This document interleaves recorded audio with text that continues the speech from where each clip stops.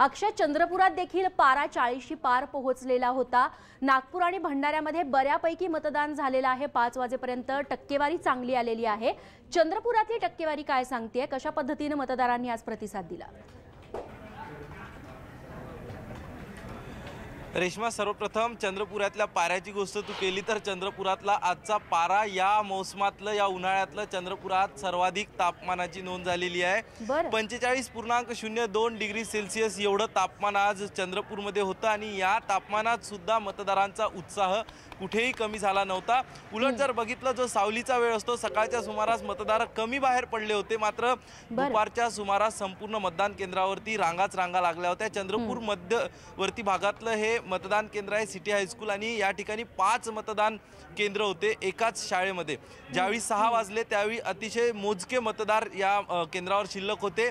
शाळेची घंटा वाजली आणि त्यानंतर मतदान बंद झालं।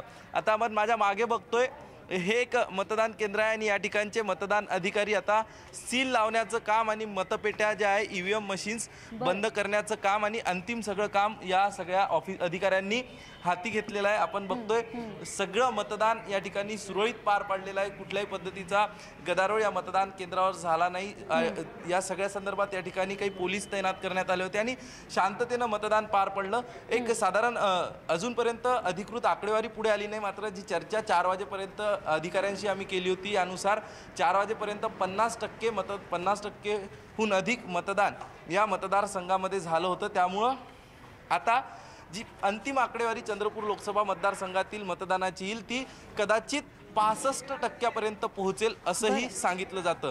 तरुण मतदार, वयोवृद्ध मतदार, ज्येष्ठ नागरिक यासोबत महिला मतदार सगळ्यांचाच मतदाराचा उत्साह आज होता। एक जर खऱ्या अर्थानं आपण बघितलं तर सोशल मीडिया आणि इतर सगळ्या बाबी, निवडणूक आयोगाने घेतलेली मेहनत या सगळ्यामुळं जनजागृती मोठ्या प्रमाणात मतदारांमध्ये झाली होती आणि फर्स्ट वोटर काही होते त्यांच्याशी आपण चर्चाही केली।